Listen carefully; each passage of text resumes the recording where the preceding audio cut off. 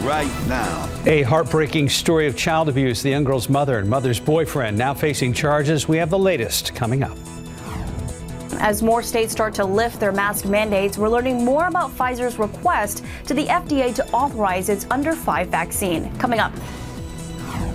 And we're starting cold again this morning at 46 degrees. However, not as cold as earlier in the week. It's been getting warmer every morning, or not dropping down quite as far. Good morning, everybody. It is Friday the 11th. Thanks for joining us. Happy Friday. Hope you had a great week. I mean, the afternoons can't complain here. And we are off and running with the San Antonio Stock Show and Rodeo. A lot of folks will be heading over to the arena and the Coliseum grounds this weekend. Yes, indeed. And it's going to be a fantastic weekend for it. It is going to be cold tomorrow. It's going to be cold and windy temperatures only in the, I think, probably mid to lower 50s throughout the day. But yeah, today is going to be another just sensational day. And yeah, it's hard to use the word warmer in the morning, but not as, like you said, not as dropping down as much.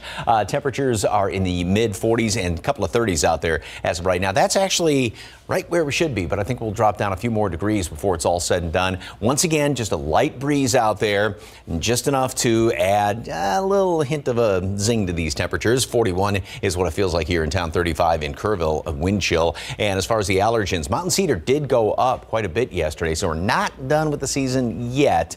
And mold is on the low side. And the rest of the morning, I think we drop down right around the low 40s. Clear skies, going to be a beautiful sunrise again this morning. And then huge jump in temperatures like every other day, most every days this week, 30, 35 degrees. We're going to be up 75 for a high temperature, almost 10 above normal. Southwesterly wind at 10 to 20 miles per hour. So really nice. If you're going out, going to be at the rodeo tonight or heading out this evening, again, take a jacket because it will cool off quickly. Things do transition and change tomorrow, should say, and we'll talk about the rain chances that aren't that great. Details coming up in just a couple of minutes. Steph, Mark.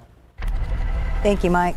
Top stories we are following this morning. A 22-year-old woman and her boyfriend are behind bars after police say they abused the woman's 5-year-old daughter to death.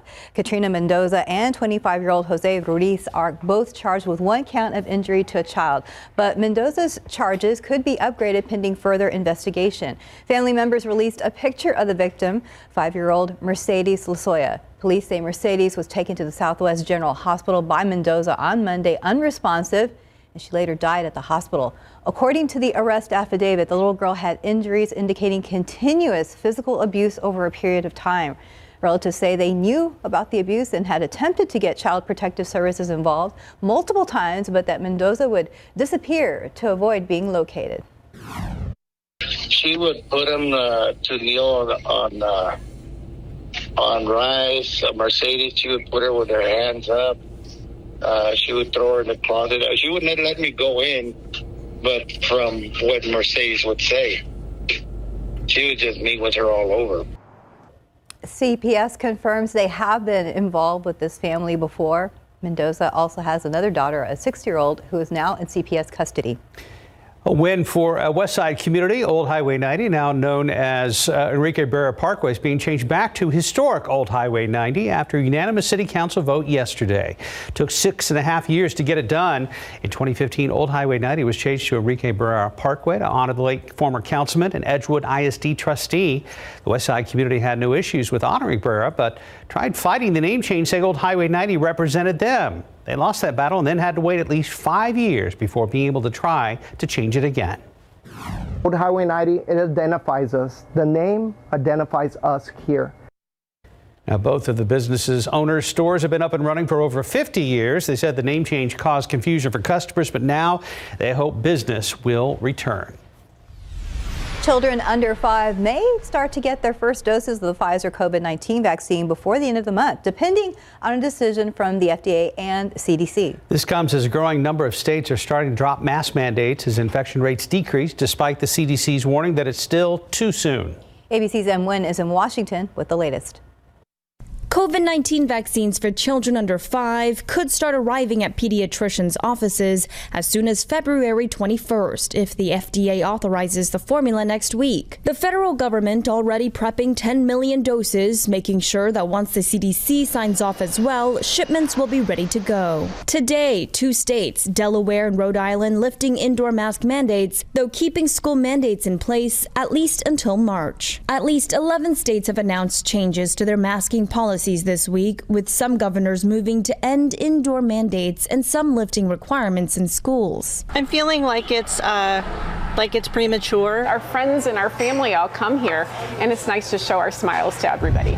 All this despite the CDC warning their guidance still stands for most Americans to continue wearing masks in indoor public spaces, including schools. One of the challenging pieces has been how we make guidance that is general enough so that it can be applied to New York City and rural Montana and Indian country, which is our responsibility, and yet have it be specific enough so that people can get their questions answered. And a deadline today for roughly 4,000 New York City workers to get vaccinated or face termination. We are not firing them. People are quitting.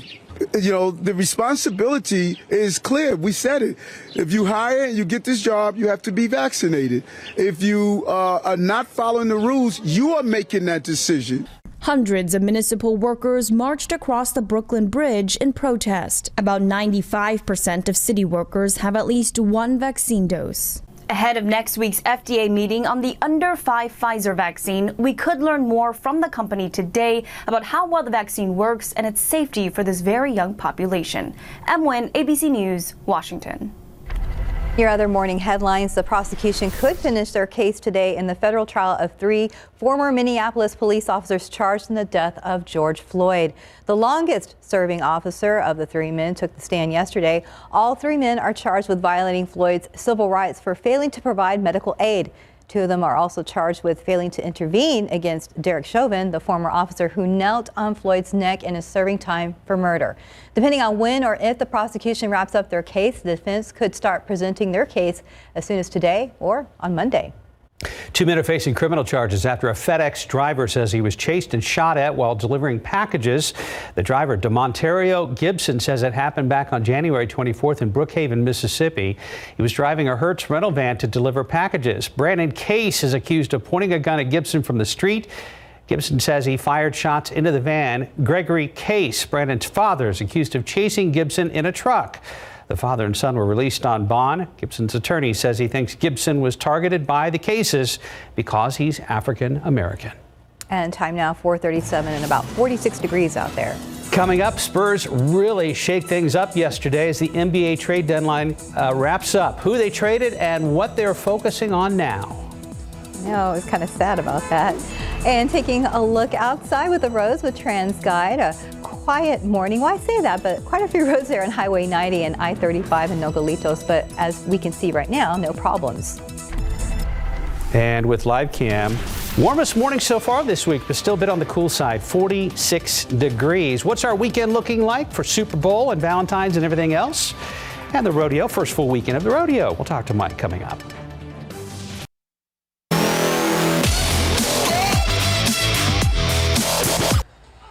All right, so, here, okay. I thought when I was on the queue, my apologies. Spurs are normally quiet on trade deadline, but not yesterday. The Silver and Black were in a frenzy with the biggest surprise. Starting guard Derek White, he's gone. Traded to the Celtics for forward Josh Richardson, shooting guard Romeo Langford, and a first-round pick this year, protected 1 through 4. Spurs have decided to build for the future, gathering as many as 3 potential first-rounders this year. White was in his 5th season with the Spurs and had started all but 1 game he played in this season. Obviously, you'd want everybody to stay around, and we just continue to work and build and stuff that we worked on since training camp. But I mean, it's a business at the end of the day, and whatever they feel is right, they're going to do. And but obviously, we'd like everybody to stay around and just keep building. Also got 2 big players, power forward Thaddeus Young and center Drew Eubanks, and a 2nd rounder this year in exchange for the Toronto Raptors' Goran Dragic and a protected 1st-round draft pick this year. Eubanks has been with the Spurs since 2018, signed as an undrafted free agent. Young was a part of the DeMar DeRozan sign and trade deal that sent DeRozan to the Bulls this past August. And Dragic was a 2008 2nd-round draft pick by the Spurs, who's expected to have his contract bought out by the Raptors. He'll wind up a free agent, may wind up in places like maybe Dallas with the Mavericks. With the trade deadline passed, Spurs now getting ready to play the Hawks tonight in Atlanta. It's only their 2nd game of the rodeo road trip. Tip-off is set for 6:30.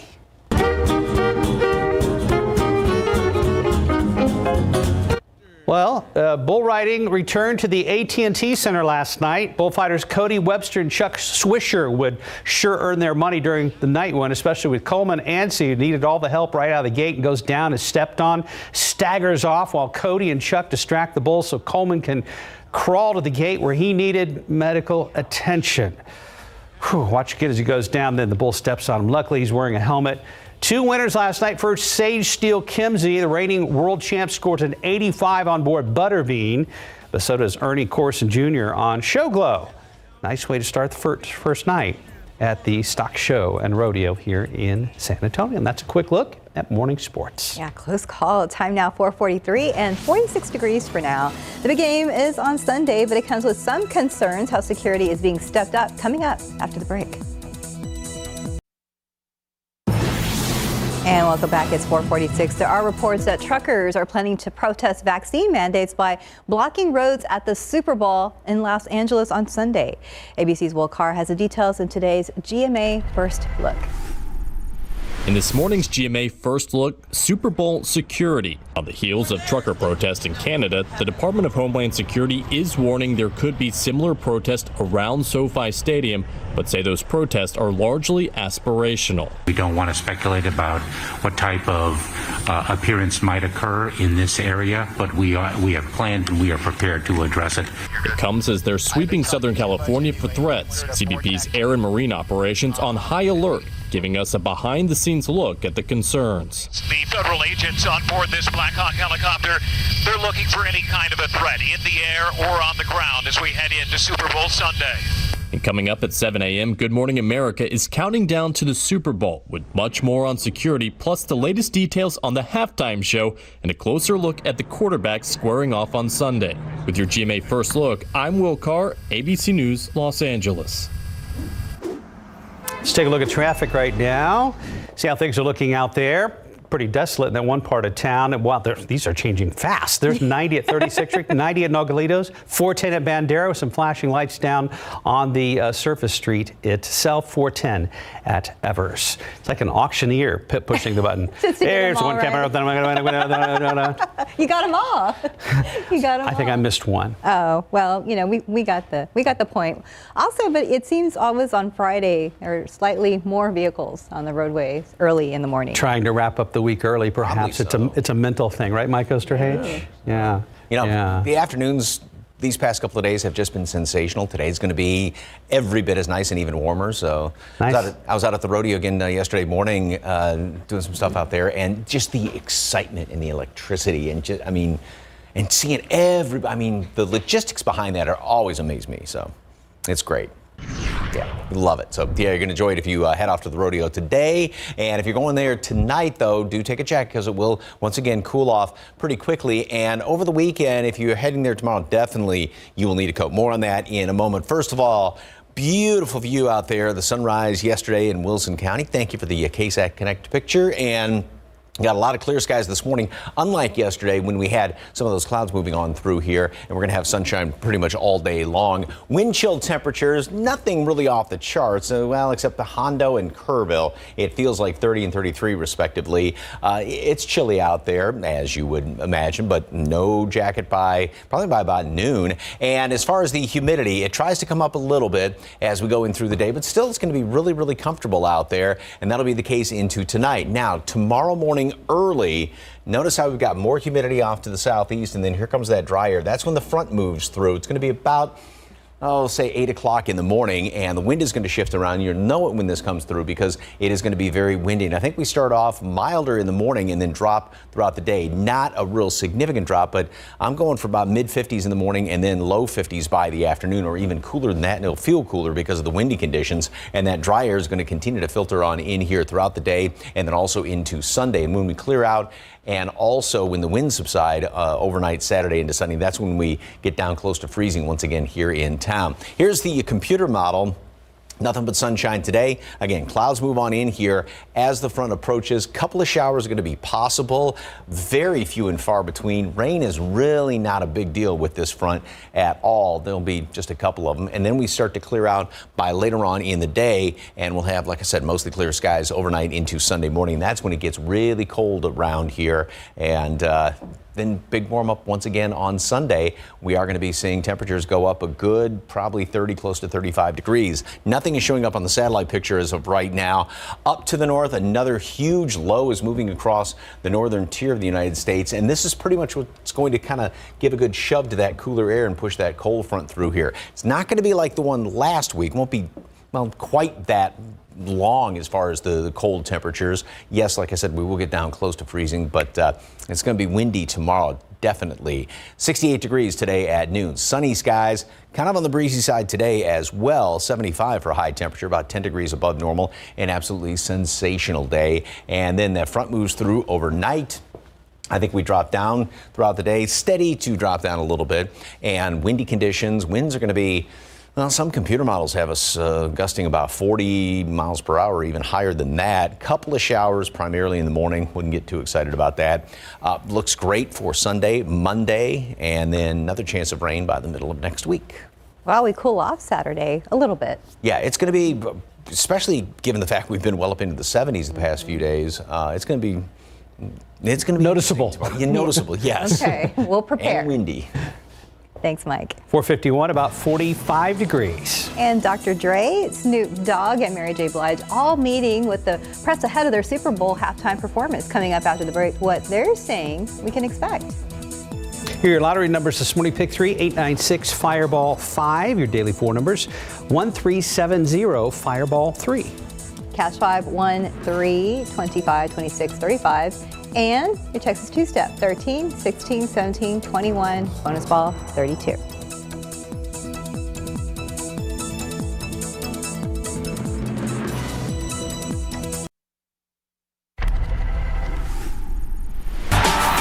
What to expect from the Super Bowl halftime show? We didn't get a whole lot of details from Dr. Dre, Snoop Dogg, and Mary J. Blige at Thursday's preview discussion. But Dre did say it's crazy that it's taken so long to showcase a rap-centric performance. I think we're going to go on and do a fantastic show, and we're going to do it so big that they can't deny us anymore in the future.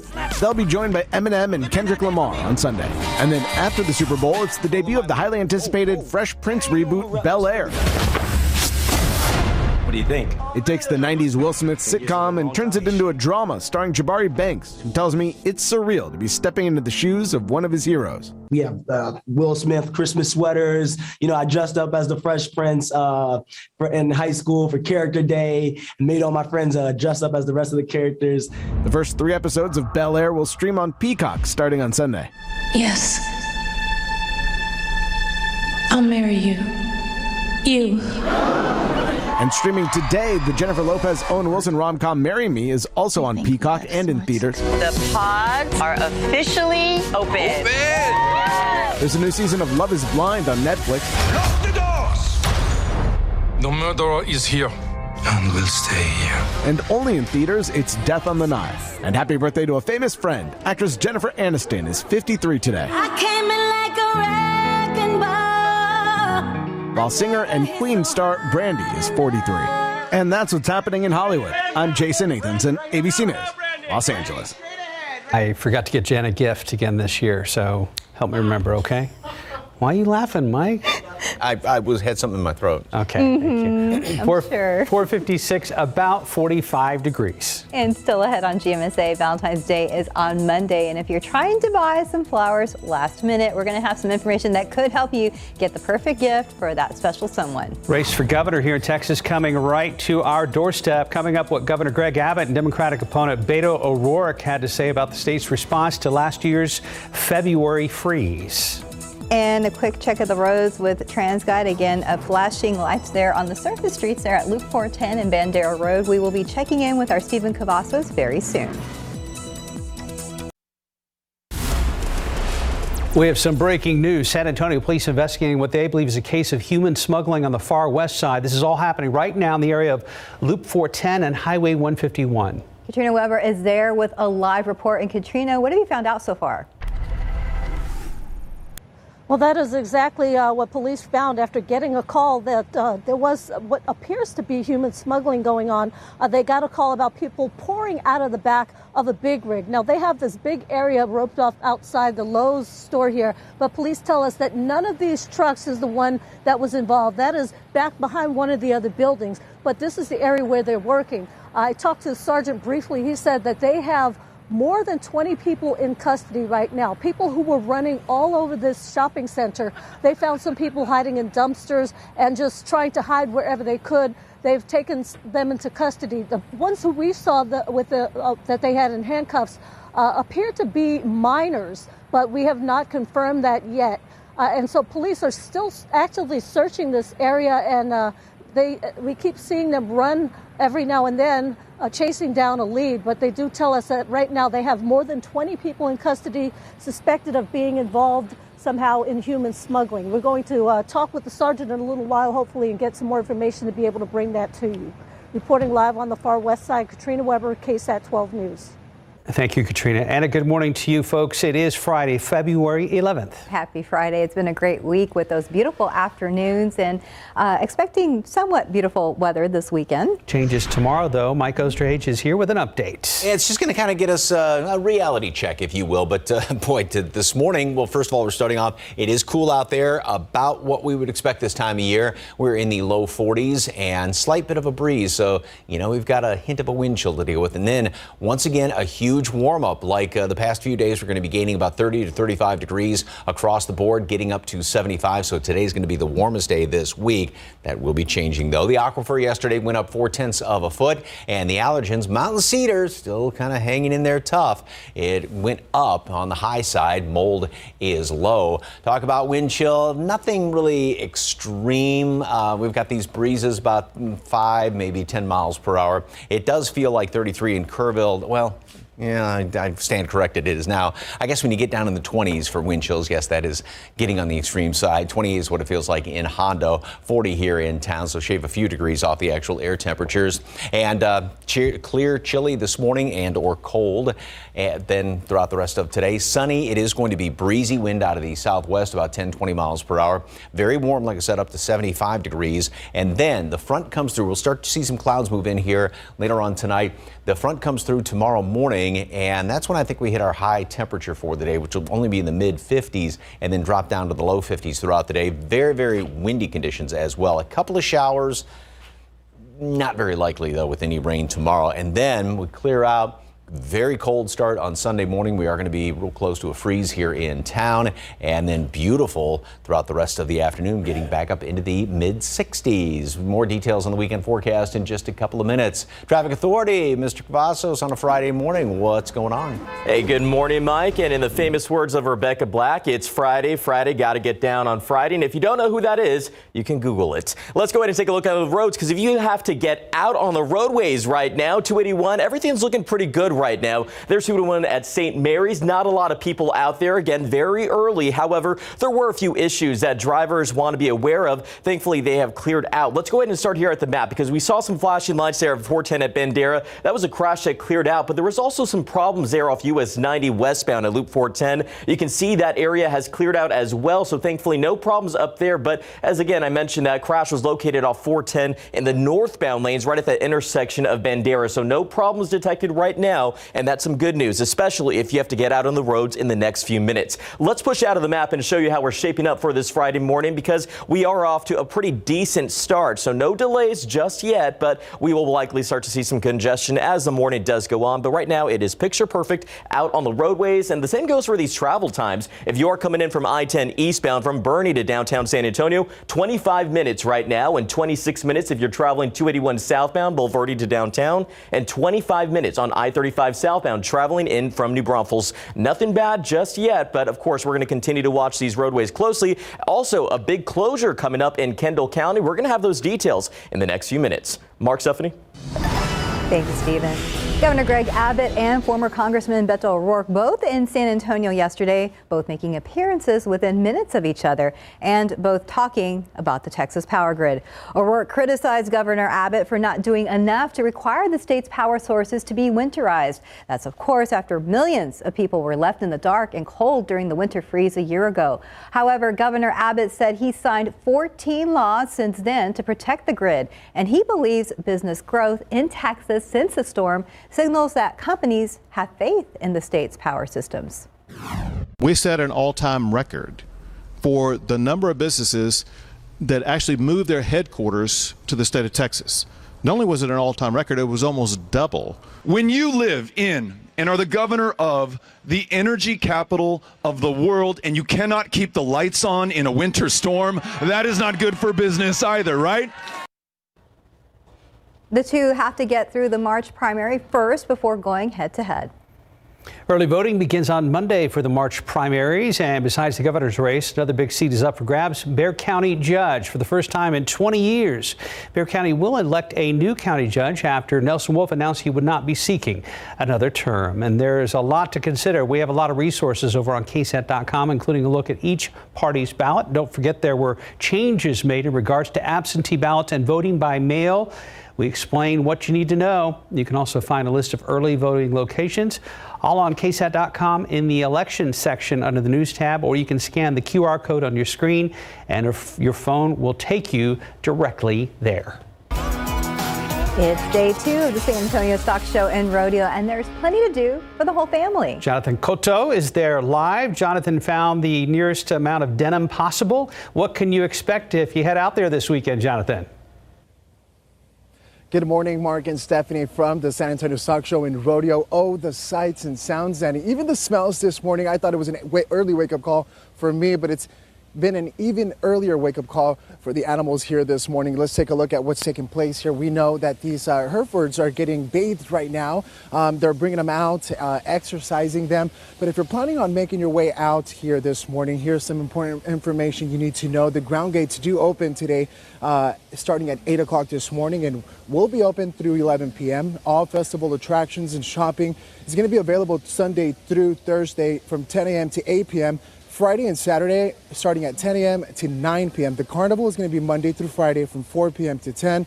And then on that weekend, Saturday and Sunday, of course, from 10 a.m. to 12 in the afternoon. And of course, don't forget, Midland will be performing, taking the stage later today at 7 p.m. So if you want to be here, make sure you head on out early, get your tickets, and have a good time. For now, we're going to continue to hang out here on the grounds and bringing you all the latest, the sights and sounds of the San Antonio Rodeo. Back to you in the studio. All right, we look forward to it. Thank you, Jonathan. 5:07, about 45 degrees. Taking a look outside with live cam. Yeah, it's kind of cold at 45 degrees. You'll need a jacket now, but we're expecting a warm up again today. However, be aware things will change a little bit tomorrow. We'll be right back. Welcome back. It's 5:10. Valentine's Day around the corner. If you're thinking about ordering flowers from an online delivery service, you better get a move on. But before you order, 12 on your side's Marilyn Morris shows us what arrived when testers ordered $50 bouquets from different online businesses. When it comes to online flower delivery, is what you see, what you get. Consumer Reports ordered from several, sending them to staffers in 4 cities. Each arrangement cost about $50. We looked for how long they lasted, what the quality was for these flowers, and if they resembled the ones that were pictured online. Farm Girl Flowers was a hit. The flowers arrived in excellent condition. The $25 expedited shipping charge paid off in longer-lasting bouquets that opened as the week went on. Teleflora was a different story. The Los Angeles recipient got the wrong arrangement with a get-well-soon balloon. The flowers were fresh, but with one slightly brown rose. The New York City bouquet was quite different from the online example. No lilies or yellow spray roses. And these roses were about done. 1-800 Flowers sent a fresh, long-lasting bouquet to Seattle, but in Dallas, some blooms arrived crushed and broken. Book's flowers arrived in Seattle looking as advertised. In L.A., the recipient missed delivery, and these flowers sat at FedEx for 5 days. Book quickly sent a replacement. Bottom line, You can find flowers for $50, but ultimately you will be paying around $70 when you factor in shipping and handling fees. If your flowers arrive damaged, Teleflora says just contact customer service. As for 1-800-Flowers, they have a 100% smile guarantee and say they'll do anything to make it right. Marilyn Moritz, KSAT 12 News. 5:12, about 45 degrees. And coming up next, are you brave enough to try Tinder's new blind date feature? Well, details in Tech Bites after the break. What would you like? I think Everything is included. gonna be falling in. Still feels like Did you and your husband enjoy your stay? Yes. Visit secretsresorts.com/loveunlimited for a special Love Unlimited package and savings up to 40%. This is big for heartburn sufferers. Zantac 360 Degrees has the #1 doctor-recommended medicine approved to both prevent and relieve heartburn. It works in as little as 15 minutes and lasts up to 12 hours. Zantac 360. It's a lovely day today. Got to do. I'd be so happy to be. Whatever the morning brings, sip your sunshine with 100% vitamin C. Tropicana. 5:16, Apple is making changes to its AirTags, and a new feature comes to Tinder just in time for Valentine's Day. ABC's Motokasar Abdi has details in today's Tech Bites. In today's Tech Bites, Apple is making changes to its AirTags to address unwanted tracking. AirTags are designed to help locate misplaced belongings, but according to police, people have used them for stalking and other crimes. Apple says updated software will make it easier to detect AirTags that may have been planted by others. Remember the subscription movie ticket service MoviePass? Well, it's coming back this summer after the company shut down in 2019. Details are still unclear, but the service is likely to offer tiered ticket plans at varying prices, along with some special perks for subscribers. Finally, Tinder is now offering virtual blind dating. A new feature on the online dating platform lets users chat before being able to see what each other looks like. When announcing the new feature, Tinder called it the OG way to meet someone new. Those are your Tech Bites. Be sure to have a great weekend. It's now 5:17. Looks like there's problems on Loop 410 and Exchange Parkway. Let's go ahead and check in with Stephen Cavazos. Yeah, we talked to our friends at TransGuide. Initially, we thought this scene had actually cleared out, but it looks like this view shows that we still have it pretty active. Let's take a closer look right now and see how things are shaping up out there, because we can see that there are plenty of flashing lights that we're spotting there in the westbound lanes of 410, along with first responders, several vehicles out there. So we're working to find out some information. Well, of course, we're going to bring that to you as the day does go on. But right now, for the commute, you may want to avoid this area because we are starting to see a slight build up there off of 410 westbound at Bandera Road where that crash has been picked up. So again, watch out for that. We'll watch it closely as well. But something else that you want to be aware of is as we jump up here or drive up to Kendall County, there will be a big closure happening later tonight, a 56-hour continuous full main lane closure. Now, this will start around 8 in the evening and last up until Monday morning. Now, this will lead to the closure of the I-10 eastbound and westbound travel lanes between State Highway 46 and US 87. Now, this removal of the bridge will allow for crews to start working on the new westbound State Highway 46 bridge structure. So we can expect to see some traffic up there off of I-10 in Kendall County as the weekend does, as we inch closer to the weekend time. But we know that's going to happen a little bit later tonight, so there's still some time to plan for it. Wider look at the map does show we're in good shape, though, as we jump back here into town. No big delays just yet, but we're going to watch this crash here off 410 at Exchange Parkway closely and give you those updates as the morning does go on, guys. Thank you, Stephen. Yes, thank you. And hoping for another beautiful warm up today. Yeah, it's going to be another huge by, later on this morning, temperatures are going to be going up about 10 degrees every hour between, say, 9, 11 o'clock. So, yeah, just jumping up there. We'll gain about 35 degrees when it's all said and done.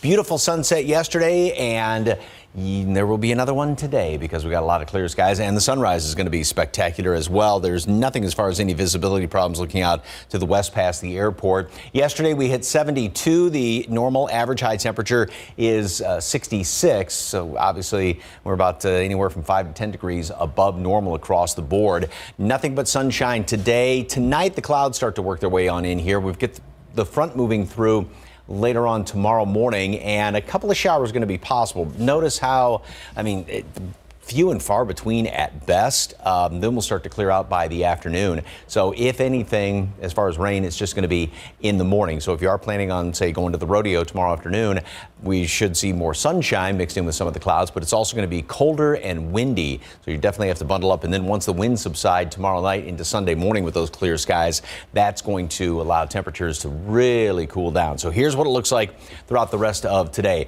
We are going to be getting up into the 70s. This model keeps us at 72. 72. I'm going for 75, though. And then tomorrow, we'll start off in the morning right around mid-50s. Front comes on through here, and I think we only get up to the low 50s by the afternoon hours, or I should say continue to drop down to the low 50s throughout the afternoon hours. And then cold morning on Sunday. We're going to be flirting with freezing here in town. Warm up very, very nicely then into the afternoon on Sunday. Going a little further into the future, Monday, Valentine's Day looks fantastic. Tuesday, a couple of more clouds around here, and then Wednesday, 1 or 2 showers going to be possible throughout the day. Again, this is that broad brush, so not everywhere it's going to be raining, but just that chance of rain moves on in here Wednesday, and then that's going to be sticking around, looks like, into Thursday. And we've got one of those what wants to be a cutoff low, and that just means this thing's kind of sitting there spinning on its own. That won't be until next week, but those can kind of linger around for a while. So perhaps, I mean, best case scenario, we get some rain, at least the chance of rain extending even in toward the latter half of next week. So still kind of wait and see situation. 68 degrees today. Definitely a great day today. We'll gain, almost 30 degrees by noon, and then add to that up to 75 for a high temperature later on. Tomorrow, we have 1 or 2 sprinkles in the morning. Not a lot. It is going to be windy. We'll be in the mid-50s and then just dropping to the low 50s by the afternoon. So definitely bundle up. And then really cold Sunday morning. Plenty of sunshine in the afternoon. Monday looks fantastic, and rain chances by the middle of next week. Well, good. Maybe it was good that the rain kind of held off after Valentine's Day. Yeah, so middle of next week. Very good. Thank you, Mike. 521, about 44 degrees. Jurassic World Series. The latest dino epic rumbles into theaters June 10th. Frenchie, are you okay? French?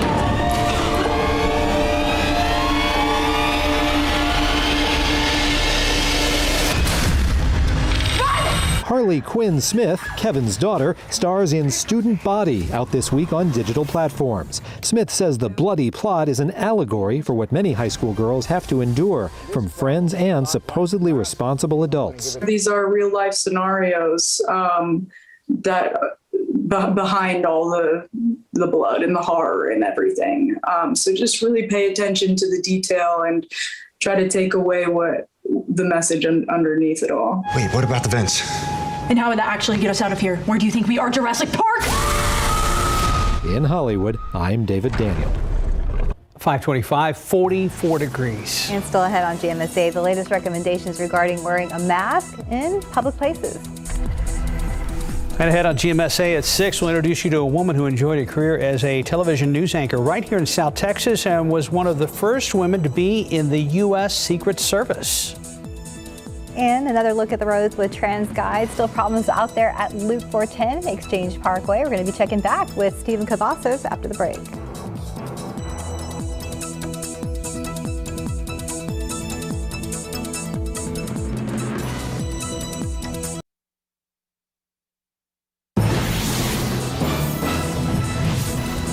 And taking a look outside with live cam this morning, we're starting at 44 degrees. A little cold, go ahead and grab that jacket for now.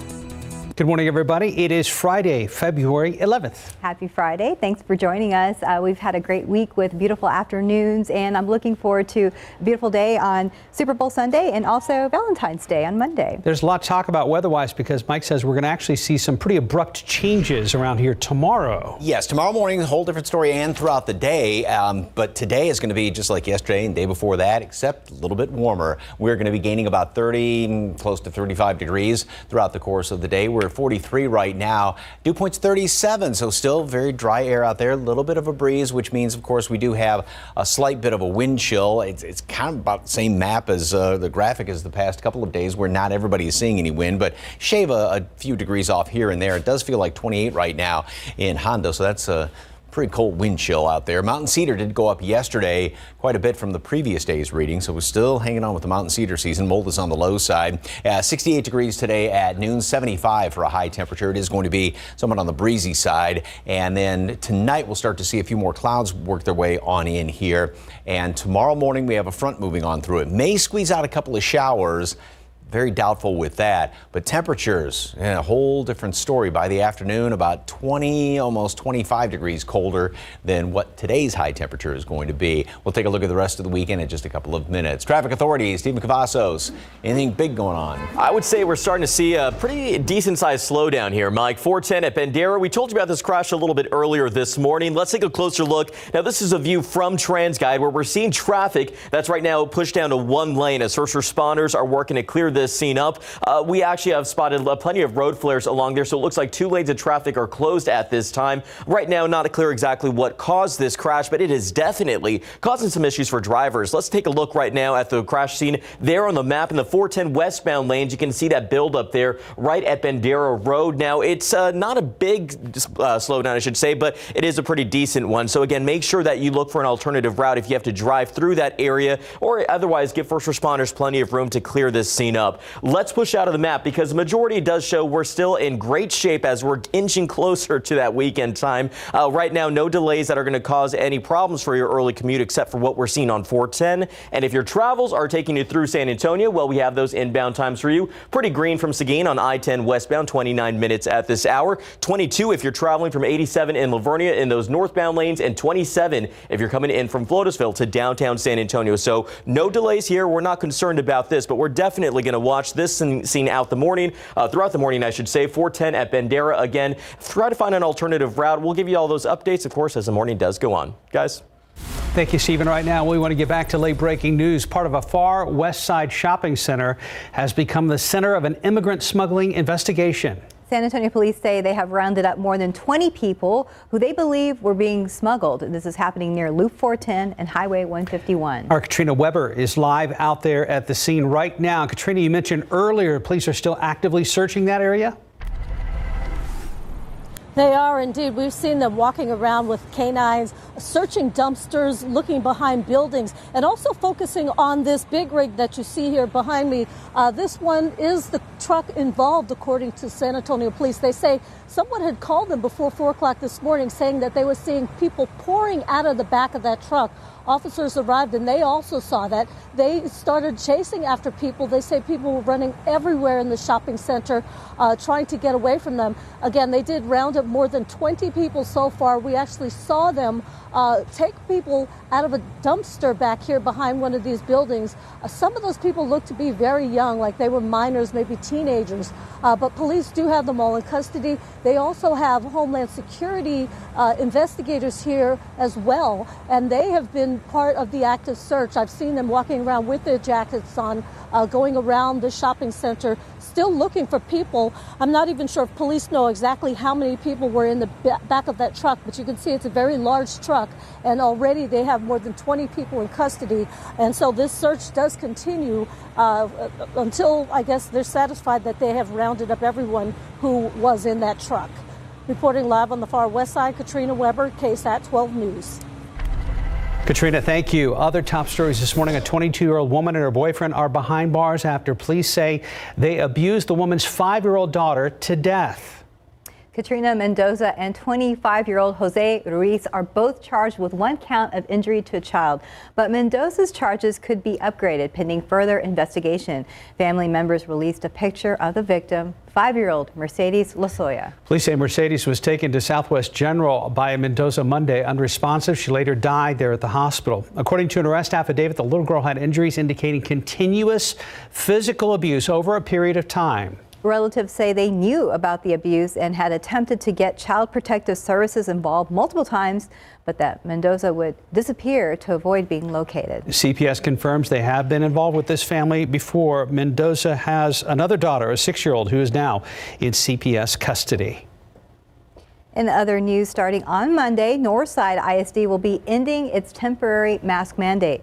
The district will no longer require students to wear masks. However, it will still encourage them to do so. NISD says the decision comes as a number of COVID-19 cases in the city and county are continuing to go down. Switching gears on this Friday morning, now to some of the fun at the San Antonio Stock Show and Rodeo. We'll be live on the grounds all morning. And Jonathan Cotto joins us live now with more. Jonathan, we hear you're making some new friends out there. Yes, I made a number of friends, and like I mentioned before, it's been an early start, not just for myself, but for the livestock out here, and the crews have been working all night and early into this morning. With me this morning is Carly. Carly, how are you feeling this morning? I know you went to bed really late last night. Exhausted, absolutely exhausted, but we wouldn't do it there's nothing else we'd rather be doing. Now, it's been an early morning. I know you've been up since 2 a.m. You probably went to bed probably like 11 o'clock last night. And I've seen y'all just exercising the livestock, bathing them. What is this process and what does this effort look like? Well, our morning usually starts around 3 because the show starts at 8. And it depends on how many we bring, but we have to bathe everything every morning. And then we take them inside the barn and we blow them dry.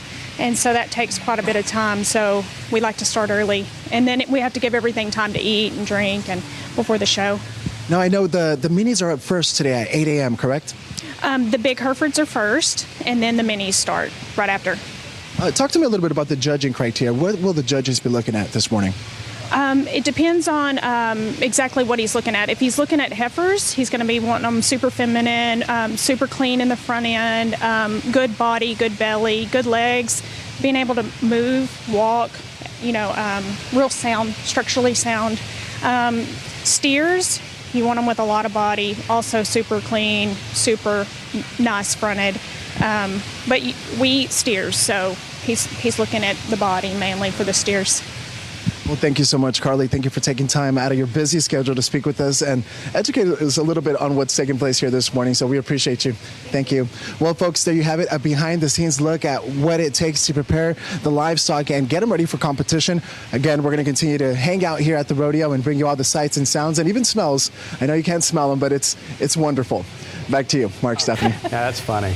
That is. Thank you, Jonathan. All right. A lot of folks up bright and early out there. For them, this is just Friday. It's not that early at all. That's true. It takes a lot of work. It does. 5:37. Glad you're with us on this Friday morning. 44 degrees. And COVID cases may be decreasing, but it's enough to ditch the mask while you're in public. Still ahead, what the CDC is recommending, even though some states are getting rid of their mandates. And after the break, latest on the city's upcoming bond program, what's being included on it, and how you can put your 2 cents in. And taking a look outside with live cam, 44 degrees this morning. It's cold, but not as cold as it has been. Still grab a little jacket or a sweater. And this afternoon, you probably won't need it. We'll be right back. 540, welcome back. You'll have a chance to vote on a $1.2 billion bond program. For the first time, the bond includes money for affordable housing, public art, streets and drainage projects, and a new police substation on the city's south side. Also part of the proposal, voters will be able to see the bond on the May 7th ballot. In order to cast your vote, make sure you're registered by April 7th. Early voting for that election will begin towards the end of April. Happening today, Metro Health is hosting a pop-up clinic for anyone looking to get the COVID vaccine, booster shot, or flu shots. It will be from 9 a.m. to 2 p.m. at the Frank Garrett Multi-Service Center on Northwest 18th Street. All 3 COVID vaccines will be available for eligible adults and children. If you have bulky items you need to throw out, Solid Waste Management will be hosting a free landfill day tomorrow for customers. It'll be from 8 to 1 at 2 locations. The Republic Services landfill off of 10 near North Foster Road and the Waste Management landfill on Covell Road on the southwest side near Joint Base San Antonio Lackland and the Medina Training Annex. Some items that will be accepted include appliances, water heaters, furniture, and fencing material. Construction materials and industrial waste will not, in any circumstances, be accepted. East Central ISD is hiring. They will be hosting a job fair on Monday. That's going to be from 1 to 4 p.m. at Legacy Middle School. That's off of Loop 410 between East South Cross and South W.W. White Road. They are looking for custodians, bus drivers, substitutes, and more. So if you're interested in attending that job fair, you can apply online at ecisd.net. 542 now down to 43 degrees. And it's a question almost everyone is asking themselves when they go somewhere. Should I wear a mask or not? Coming up after the break, a look at the current recommendations. 5:45, should you wear a mask when you're inside a public space? Every day it seems harder to answer that question. Well, the CDC says yes if you live in an area with high COVID-19 transmission. However, most states now say you don't have to. CNN's Amy Kiley has an update on the current recommendations. To mask or not to mask? That is the question. When it comes to the answer, state and federal authorities increasingly seem at odds. It is confusing. It's worrisome to people. They're trying to figure out. But what I've tried to do, I've tried to make sure we have all the vaccines needed, all the boosters needed, all the masks needed, all the protection that's needed. President Joe Biden is backing up the CDC. It recommends people mask up in indoor public spaces if they live in areas with higher substantial transmission. That's most of the country. But only 8 states still require masks inside public spaces.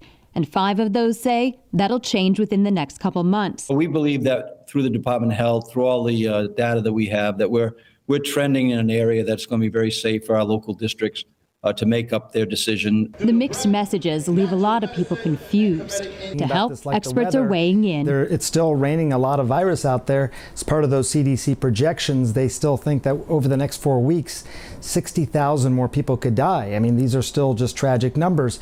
At the same time, the numbers are coming down, and we know Omicron is not as deadly. It doesn't make people as sick as these previous variants. In the end, the CDC mainly just offers COVID-19 guidance, not mandates. I think every state's got to make its decision. I'm Amy Kiley reporting. Time check 5:46. Go ahead and check back with Stephen Cavazos. Yeah, I was looking at our TransGuide cameras. Things look a lot better than where we started. So let's right now take a jump and get a closer look at that Friday morning commute. Right now, 281 near the Quarry, 410 at Exchange Parkway. We had some big problems out there that lasted for a little over an hour, but it does look like things have cleared up. 410 at Starcrest. We're seeing more people out there as San Antonio continues to wake up with us. But right now, no big issues. Again, that's a good thing. Taking you right to the map, we had that crash that was detected in the westbound lanes of 410 near Bandera Road. We saw a small buildup of traffic in those westbound lanes. Thankfully, that is cleared out, and we can see a lot more green on the screen. Now, let's take a jump up here for a daily reminder. Utility work. I saw some buildup out here off I-10 a little bit earlier in the day, or a little bit later in the morning yesterday, I should say. Monday, February 7th, that's when it all started, but we'll be wrapping up February 18th, so we still got about a week to go of this utility work. Keep in mind that will lead to a single right lane closure on the eastbound frontage road at UTSA Boulevard. Now, that will happen at 9 in the morning, but should be wrapping up by 4 in the afternoon, just in time before we start to see more folks out there for that afternoon rush. So be on the lookout for that. But overall look at the map does show, thankfully, we are in great shape as we're inching closer to the weekend. But we're going to continue to keep a close eyes on the road and, of course, make sure you do the same. Guys. Thank you, Stephen. Yes, thank you. Beautiful picture behind you. Yeah, this is from yesterday. You know, we had some of those kind of mid-high clouds that were hanging around and even into the afternoon. And the sunrise was just beautiful there in Seguin. Doesn't look like we're going to see any of those clouds this morning, though, because we've got a lot of clear skies, and that has allowed temperatures in some spots to get a lot cooler. Now, later on today, once again, we're going to see a huge warm-up. Across the board, about 30, 35 degrees or even higher than that in some instances. So we're going to be well up. I mean, look at that. Cotulla, Carrizo Springs, Laredo into the low 80s, and all around the metropolitan area right around mid 70s later on today, about 10 degrees above normal. And again, nothing but sunshine today. Clear skies tonight and still dry enough air that when the sun thinks about going down, it's going to cool off kind of quickly. So if you are heading out this evening, heading to the rodeo this evening, do take a jacket with you. And then it's going to change overnight. We'll have clouds move in then late tonight, and tomorrow morning a couple of sprinkly showers. Rain is not going to be a big deal, just 1 or 2 of them scattered about here and there. And this is going to be ahead of and along as the front moves on through. And it is looking encouraging for the latter portion of the day. A lot of clouds in the morning and then some more sunshine in the afternoon. But I think we continue to get that colder air pumping on in here. So it's going to be one of those kind of upside down days where it's not going to be a huge difference in temperatures, but will just stay steady or drop down throughout the afternoon. So mid 50s early on in the morning before the front moves through, and then low 50s or even some upper 40s by the afternoon. Very windy conditions, and then clear skies. We clear out Sunday morning overnight into Sunday, and that's going to then allow temperatures to really drop down. Plus the wind is going to subside. And there's the latest batch of really cold air coming down here from Canada. Obviously it is producing some precipitation up there. 16 right now, Bismarck, 13 International Falls, and then those wind chills are now down to negative numbers. So all that cold air pushes in here, and that's what's going to be pushing the front down in our direction. So here's what it looks like with the upper level winds. There's that batch of cold air sitting over the upper Mississippi Valley, Great Lakes, southern Canada. The front comes on through here, and Again, rain, not that great of a chance with this one. And we're going to, like I said, clear out quite nicely on Sunday, Monday. And then notice how we get sort of back into almost a zonal pattern with these upper level wind lines coming in here almost straight west to east. So that's going to allow temperatures to get back up into the 70s. That low starts to brew out there to the west of us, and this is going to start to be cut off. And it's just kind of spinning around itself. So those are the kind that either want to take their time or move in very quickly. As of right now, it looks like it's just going to kind of linger off to the west of us. So that'll keep some clouds around here for the mid to latter portion of the week, and also keep at least decent rain chance around as it looks now mid to latter portion of next week. 68 today at noon, a sensational day. So jacket this morning, you won't need it by later on. 75 for a high temperature, but keep it handy because it cools down quickly tonight. Also, it's going to be breezy today and then downright windy tomorrow. We're going to see some wind gusts tomorrow, 30, 35, even close to 40 miles per hour. Temperatures will stay right around mid to lower 50s, even in the upper 40s, and really cold Sunday morning. Huge warm up again. Back to 70 for Monday and Tuesday. Good looking day on Valentine's. And then chance of rain midweek. So those new pots of flowers and porch cushions are going to maybe go sideways tomorrow. Yeah, hang on to your hat tomorrow because it's going to be breezy. Yes, sir. We're well prepared. Thank you. 5:51, about 43 degrees. And coming up next, we get a look at the new Mario game Nintendo just announced. Coming up on GMA, the fallout over inflation nation. Prices from groceries to rent hitting a new 40-year high, and Americans in every corner of the country spending hundreds more a month. This morning, new challenges and how the White House is planning to combat it all. You'll see that and so much more coming up right here on GMA. Nintendo announced a new Mario game this week, an expansion to its most popular Mario title. CNN's Rick Damigella reports from the Mushroom Kingdom. Originally released for the Wii U in 2014, Mario Kart 8 was given a tune-up in 2017 for the Nintendo Switch.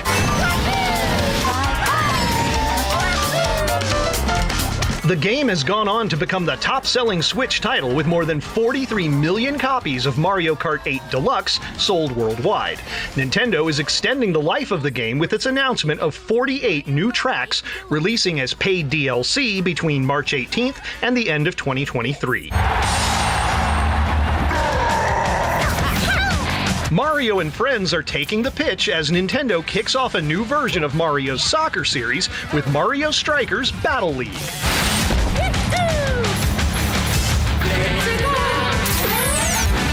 The powered-up football action is the first Mario soccer title for the Switch. The whistle blows for Mario Strikers Battle League June 10th. Leveling up in Hollywood, I'm Rick Damigella. Hey folks, check this out. A family in Littleton, Colorado has created a miniature skeleton run in their front yard in honor of the Winter Olympic Games. Jason Spohn has been building sledding heels for his kids for 12 years now, each with a different theme. This year, it's the Olympics, complete with the Olympic rings and USA on the sides of the slopes, along with American flags. Skeleton is one of three sliding sports at the Winter Games. It involves lying on your chest and lying on your stomach and going head first. I think I've seen a version too where you're feet first, but maybe that's luge and I'm just confusing things. Tell you what, I'll study up this weekend and watch the Olympics. Valentine's Day is right around the corner. If you need help choosing a place to celebrate, we have a list of the 20 best date spots in San Antonio. It's not just romantic spots on the list, it's also mini golf and breakfast eateries. You can find this story on our website, KSAT.com, in our Valentine's section under the Entertainment tab. Yes, Michael? Luge is feet first? Yeah. Thanks. I'm not crazy after all. All right, coming up next hour of GMSA, two brothers get into a knife fight, cutting their mom who tried to break up the fight. We'll have the latest on that story. Plus, the rodeo officially underway as of last night. Jonathan Cotto joined us live from the fairgrounds with everything you can expect at the event this year, and there is a lot going on. And back to our top story this morning. San Antonio police investigating what they believe is a case of human smuggling on the far west side. People running everywhere at a shopping center out there near 410 and 151. Katrina Weber has been on the scene all morning and will join us live with the very latest. Steven's tracking traffic right now. It's building right now at 410 at Starcrest, and the first rodeo weekend, full weekend here in San Antonio, heading into Valentine's Day and the Super Bowl. Mike has all that and more coming up.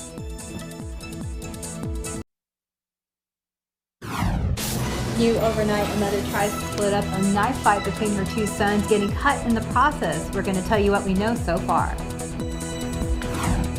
And you're looking live at Inglewood, California, and SoFi Stadium, site of Super Bowl 56 this weekend. We'll get you ready for the big game.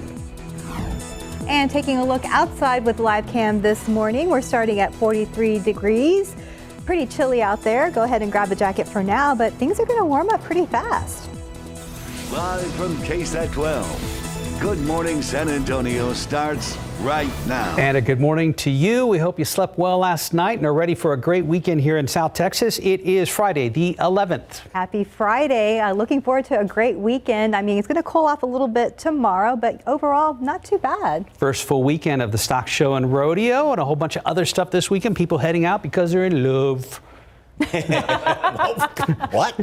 They're in love. It's Valentine's Day. Yeah, Valentine's weekend. Not the way you said that to begin with. I know, I said it for fun. Anyway, yeah, it's another fantastic weekend. Today is going to be just spectacular, and it will be cooler tomorrow, though. So if you are planning on heading out, say, to the San Antonio Stock Show and Rodeo, you're going to want to definitely take a jacket. I've been, obviously, me being the airplane geek, there's somebody lining up for landing coming in there. And Mike, it's usually FedEx or UPS. Yes, indeed. And good flying weather today, good rodeo weather, anything you want to do, because we've got a lot of clear skies out there. And we've got some cool but not bone-chilling cold temperatures. Everybody's in the 40s in and around the metropolitan area as of right now. There is a hint of a breeze, so got some wind chills. Rio Medina 33, 29 is what it feels like in Hondo, 33 up the road in Kerrville, and even 39 out there at the airport. Mountain Cedar did go up yesterday.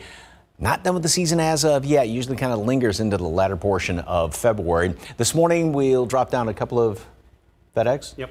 FedEx. Thank you very much, sir. Welcome. Love those plane spotter apps. And throughout the rest of the morning then, like the past couple of days, temperatures are going to be going up even close to 10 degrees per hour between, say, 8, 9, 10 o'clock, up to 68 at noon, and then we'll top off today at 75. It is going to be somewhat on the breezy side. We'll have winds out of the southwest about 10 to 20 miles per hour. Now, that front moves through early tomorrow morning, say 7, 8 o'clock, and yeah, talk about windy. It's going to be very windy tomorrow and much, much cooler. Rain chances, not that great. We'll take a closer look at the entire weekend in just a couple of minutes, including the day of, as Mark says, love, on Monday. Right now, traffic authority, Stephen Cavazos, what's going on? I thought he was going to say it a lot lower, like love. I can go low. It's love. Love. Just makes it sound so romantic. Yes. we just lost the romance. Okay, that's all right. Traffic, though, hey, that's looking pretty good right now for a Friday morning. We're not complaining about anything that we're seeing just yet. 410 at Exchange Parkway, there were some issues out there. We saw some flashing lights due to a crash, but it looks like that is cleared out. There's 410 at Starcrest.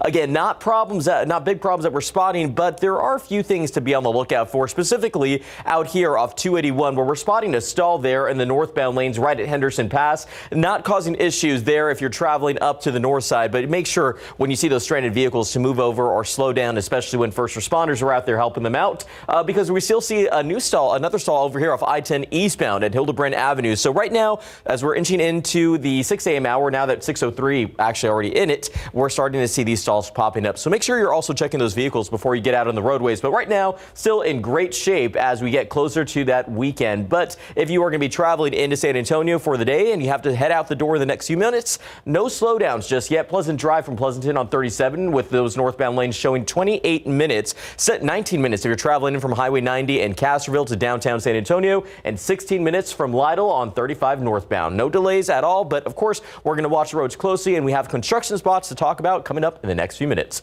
Mark, Stephanie. Thank you, Stephen. San Antonio police say they've rounded up more than 20 people and counting in connection with a case of human smuggling.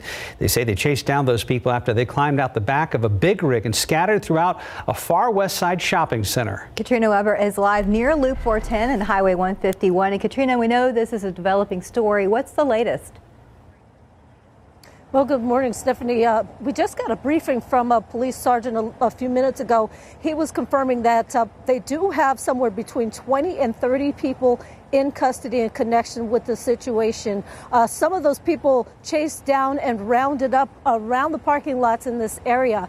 That sergeant did brief us just before police wrapped up their investigation here. You can see this is an empty parking lot now where it was overflowing with police cars and ambulances at one point this morning. Now, let me give you a look at the video. This goes back to before 4 o'clock this morning. San Antonio police had received a call about a big rig with people who were climbing out of the back of it. Officers got here pretty quickly. They noticed the same thing, and some of those people began to scatter all over this shopping center.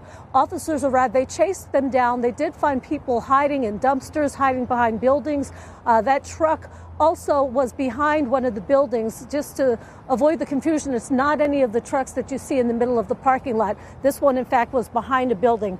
But they did call in Homeland Security, who took custody of those people. The police say among them were several people who they believe were involved in the actual smuggling operation. And so those people may face federal charges. That will be up to Homeland Security.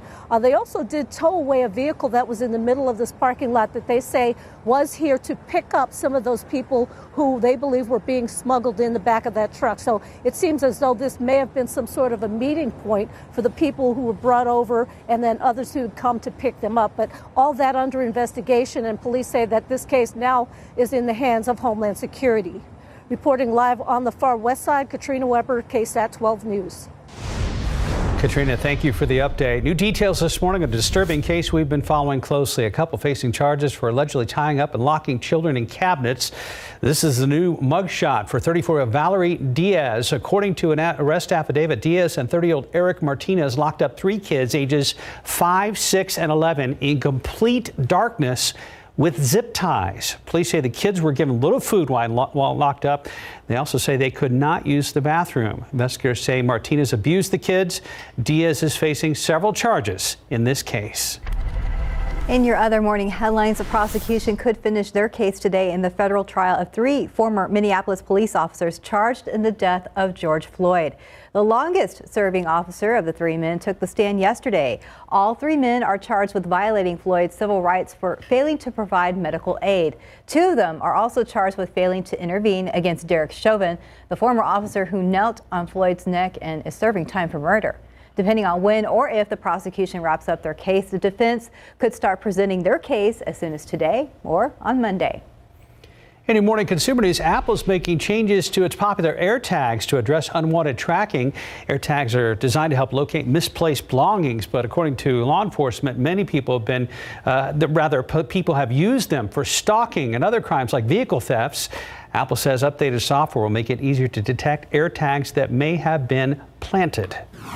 Tinder is now offering virtual blind dating. A new feature on the online dating platform lets users chat before being able to see what each other looks like. So when announcing the new feature, Tinder called it the OG way to meet someone new. And our rodeo fun continues this morning on GMSA. We are live as people are getting ready bright and early. Jonathan Cotto out there at the fairgrounds talking a lot of folks getting things ready. Jonathan, how are things looking out there right now? Things are looking great, and these Herefords are looking even better. Once they're bathed, their coat just looks so beautiful. Now, if you're wondering, are they cold? Because I know I'm cold, so that was my first thought. Like, they must not be enjoying this, but they are. In fact, I was having a conversation with a gentleman earlier who say they're used to this. You know, this is something that they've been going through the past year. They're bathed 3 times a day, you know, constantly. So they're not cold at all. I think I'm a little bit more cold. But let's talk a little bit about some facts here, what the whole stock show and rodeo really is all about. We know it's about fun, games, music, but over 21,000 students have been positively impacted to help their educational and agricultural goals throughout the years. The Junior Lifestyle Auction has had a total of over 6.3 million sales, and that's just in 2020 alone. Now, the horse show participation, that's another element of the stock show. We know different things have been added, like the charreada, the rodeo qualifiers, and the youth rodeo. Now, more than 10,000 Texas college students have benefited from that rodeo scholarship, and each year, about 550 new scholars are added to the program. Now, of course, let's talk about the entertainment. We have Riley Green this weekend. Little Texas, Wade Bowen, Tanya Tucker, and Lady A all performing.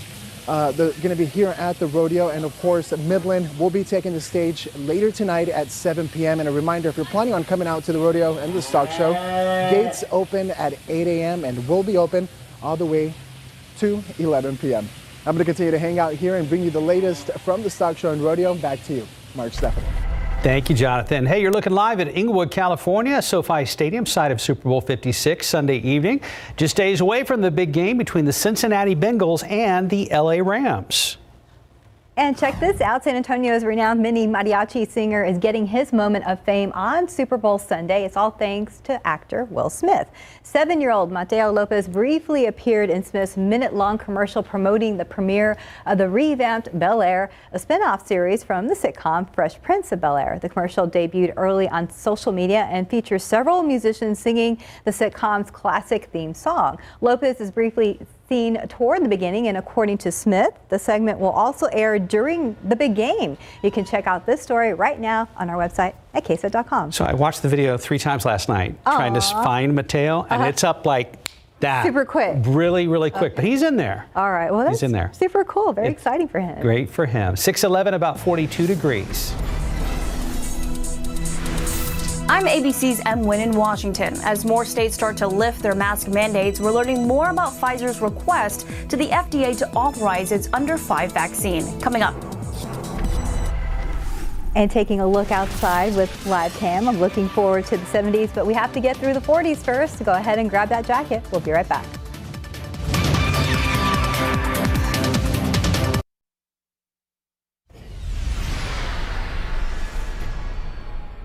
Good morning. States are rolling back mask mandates despite high community transmission rates in nearly 99% of the nation, with about half of eligible children still unvaccinated.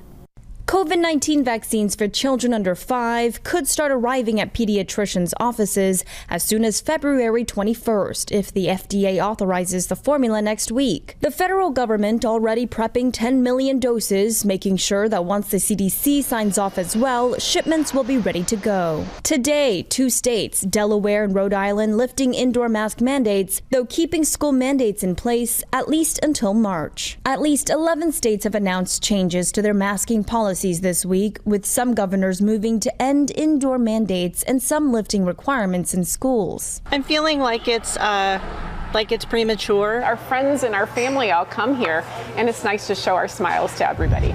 All this despite the CDC warning their guidance still stands for most Americans to continue wearing masks in indoor public spaces, including schools. One of the challenging pieces has been how we make guidance that is general enough so that it can be applied to New York City and rural Montana and Indian country, which is our responsibility, and yet have it be specific enough so that people can get their questions answered. Ahead of next week's FDA meeting on the under 5 Pfizer vaccine, we could learn more from the company today about how well the vaccine works and its safety for this very young population. M. Wynn, ABC News, Washington.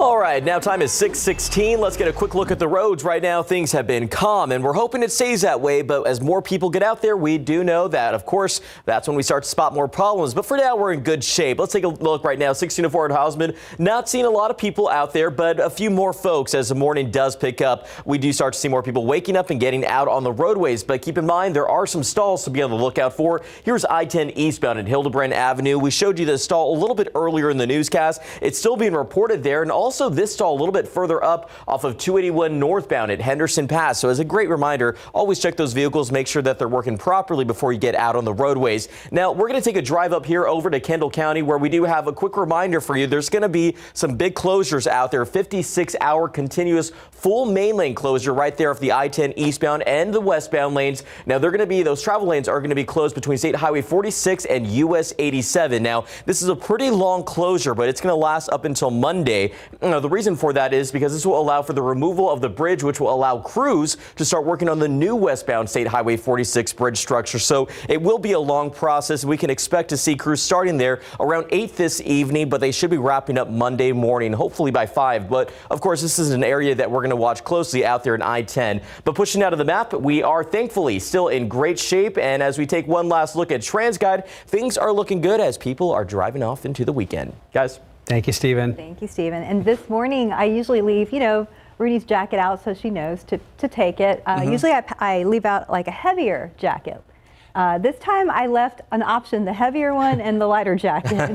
Yeah, really, that's a good plan, because really depending on where you are, because we do have somewhat of a wind chills down in the low 30s parts of the hill country, and we're in the 40s here in town, so still cool enough, especially if the kids have to wait at the bus stop, and we'll drop down a few more degrees here in town. A lot of clear skies. Boy, we've cleared out quite nicely overnight, and then later on today, and no jackets of any thickness today. We're going to gain about 30, 35 degrees, maybe close to 40 degrees in some areas, getting up into the mid 70s. Okay, you want to hear Mark Austin kind of whimper with envy?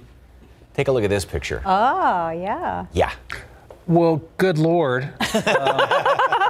Especially the one in his right hand. Yeah. And it looks like he's got 3 or 4 largemouth bass there. Yeah, What over the there heck? at Lake Zapata. It says Falcon Lake in Zapata. Falcon Lake, I'm sorry. Yeah, Falcon's a pretty good bass lake. Oh, yeah. okay. Mm-hmm. South Texas. Wow. Guess where Mark's going next weekend. So. Yeah. Bye. Right now. What's he weigh in at? 10 pounds? Well, the one in his far right hand, that one, Probably. I'm going to say maybe 8 or 9. Okay. Yeah. Nice catch. So anyway, just made Mark jealous for the morning. So beautiful start. He's gnashing his teeth over there. Beautiful start this morning. We got clear skies out there. And remember, of course, yesterday we had some of those clouds, those high clouds. It was that moisture aloft in the atmosphere. That has now all cleared on out. And dew point temperatures are still going to remain comfortable throughout the day. And then in the overnight hours, here comes the front that's going to be moving on in here. That's going to pull in some really, really dry air. And that's going to allow then temperatures to get much colder once we get into Sunday morning. Nothing going on today as far as any clouds, but clouds come in here overnight. Front comes through, maybe a couple of showers here and there in the morning hours. Not any big deal as far as rain is concerned. Then we're going to start to clear out somewhat in the afternoon. And it's also going to be pretty windy tomorrow, with winds gusting close to 40 miles per hour, even stronger than that. And as far as temperatures, we are going to be up into the 70s today, and then tomorrow we start in the mid 50s and then continue to drop down throughout the rest of the day. So we're going to be right around low 50s by the afternoon, or even upper 40s. And again, it is going to be windy tomorrow. 68 today, sunny skies, just a glorious day. And then high temperature all the way up to 75 degrees. So we're going to be almost 10 degrees above normal. Breezy today, and then very windy tomorrow. A couple of showers going to be possible in the morning. Not really a great rain chance at all, though. And temperatures will start in the mid 50s, then drop to the low 50s or even upper 40s. And winds, like I said, are going to be very gusty. Then we clear on out. Very cold Sunday morning.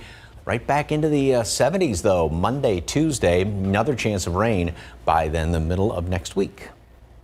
But nice for Valentine's Day. Very nice for Valentine's Day. Take a moonlit midnight stroll. Full moon's going to be on Wednesday, not Monday, but close to it. There's just one problem with that. Nobody in this studio would be awake for a midnight stroll. No, unless we get up early.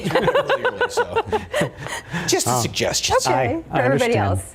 We consider us inspired. Thank you, Mike. 621, about 42 degrees. The NBA trade deadline has coming on, and so has a fan favorite Spurs player. More after the break. There's a different way to treat HIV. It's once monthly injectable Cabenuva. Cabenuva is the only once-a-month complete HIV treatment for adults who are undetectable. Cabenuva helps keep me undetectable. It's 2 injections given by my healthcare provider once a month. HIV pills aren't on my mind. I love being able to pick up and go. Don't receive Cabenuva if you're allergic to its ingredients or taking certain medicines which may interact with Cabenuva. Serious side effects include allergic reactions, post-injection reactions, liver problems, and depression. If you have a rash and other allergic reaction symptoms, stop Cabenuva and get medical help right away. Tell your doctor if you have liver problems or mental health concerns, and if you are pregnant, breastfeeding, or considering pregnancy. Some of the most common side effects include injection site reactions, fever, and tiredness. If you switch to Cabenuva, attend all treatment appointments. With once a month Cabenuva, I'm good to go. Ask your doctor about once monthly Cabenuva. Welcome back. The Spurs normally quiet on trade deadline day, but not this year. Yesterday, the Silver and Black were in a frenzy. The biggest surprise, starting guard Derek White out of here. White traded to the Celtics for forward Josh Richardson, shooting guard Romeo Langford, and a first-round draft pick. The Spurs have decided to rebuild for the future, gathering as many as 3 potential first-rounders in picks this year. White was in his 5th season with the Spurs and started all but 1 game he played in this season. Also got 2 big players, power forward Thaddeus Young and center Drew Eubanks in a second-round draft pick this year in exchange for the Raptors' Goran Dragic and a protected first-round draft pick this year. Eubanks has been with the Spurs since 2018, signed as an undrafted free agent. Young part of the DeMar DeRozan sign-and-trade deal that sent DeRozan to the Bulls this past August. Dragic was actually a 2008 second-round pick by the Spurs. He's expected to have his contract bought out and become a free agent. So with the trade deadline in the books, Spurs are now set to play the Hawks in Atlanta. It's only their second game of the rodeo road trip. Tip-off is set for 6:30 tonight. And asked about Derek White's departure, DeJounte Murray said he was shocked, but he said we still have a job to do. Yeah, they do. I know, I wasn't happy with that either. We're going to miss him. Time now, 6:26 and 43 degrees for now. So still ahead in our next half hour of GMSA, we're going to introduce you to a South Texas woman who was a TV news anchor for several years and was one of the first women in the Secret Service. Our Sarah Costa is going to have her story. Katrina Weber will join us with our top story this morning. Dozens of people in custody in what's believed to be a human smuggling case. Details just ahead. What looks like an ordinary shopping center parking lot now at the center of a human smuggling investigation. Good morning, I'm Katrina Weber. I'll tell you the details coming up. Yeah, that is our big story this morning. Right now, outside with live cam, take a look at your screen for just a second. This is a great way to start a Friday, the very beginning of our sunrise. Good morning, everybody. It is Friday the 11th. Happy Friday. Thanks for joining us. Yeah, we're excited. It's Friday, and it's another day to dress in layers. Of course, before tomorrow, that'll be a different story. Yeah, big changes tomorrow. Mike says you'll know it, won't you? Oh, yes, indeed. Right around this time tomorrow is when the front's going to be moving on through here. May have a couple of sprinkles. Rain's not going to be a big deal with this, but it will be very, very windy tomorrow. Today, though, is going to be one of those days where, yes, you need a jacket this morning, and then by mid-morning, it's like, okay, well, now what do I do with this thing? But make sure you keep it handy, because if you're going to be out into this evening, it will cool down fairly quickly once the sun goes down. We are going to have spectacular, obviously we're looking off to the west here, but as you saw that glow of the morning sunrise, and it's going to be shining off those buildings. If you are heading in eastward direction this morning, take your sunglasses, take a coat. 42 degrees here in town. Dew point's 36, so still relatively dry air. Light wind out there, but just enough of a breeze to give us a slight wind chill. 39 is what it feels like here in town. 33 Kerrville, 29 in Hondo. And Mountain Cedar did go up. Mold is still on the low side. And just another fantastic day. Clear, chilly to cold this morning. Sunshine, breezy. Not overly windy, but just enough of a breeze, and very warm. We're going to make it up into the mid-70s later on today, so even warmer than the past couple of days. Then overnight, clouds move in here. 1 or 2 showers are possible, but again, rain is not going to be really any concern tomorrow. It is going to be very windy, though, and it's going to be much, much colder. We'll be in the mid-50s starting off tomorrow morning about this time, and then drop to the low 50s throughout the day, even upper 40s. So if you are going to the rodeo tomorrow, bundle up. Then Sunday, a really cold start, close to freezing here in town. back up into the mid-60s and gorgeous. What about Valentine's Day? Details on that coming up in just a couple of minutes. And Traffic Authority, Steve McVassos, anything real big going on the roads? Let's take a look right now. I-10 East at Loop 410. This is going to be a problem for anybody heading out the door in the next few moments because we do have traffic right now, at least one lane of traffic, I should say, that is getting through this crash scene right now. Of course, we do have first responders also present trying to clear this mess up before we start seeing more people out there. But unfortunately, we are already starting to see the impacts. As you see in these northbound lanes of 410, there are starting to see more drivers out there. Let's take it again right to the map because we are starting to see the buildup there in the southbound lanes of 410 and I-10, but we're also seeing a slowdown in the northbound lanes there. We're going to watch the situation closely, but with morning rush just inches away, I think this is definitely going to be something drivers want to avoid. Drive over here to 410 westbound at McCullough Avenue, crash, or pardon me, this should say stall that was reported right here in the westbound lanes. It's not causing any problems, but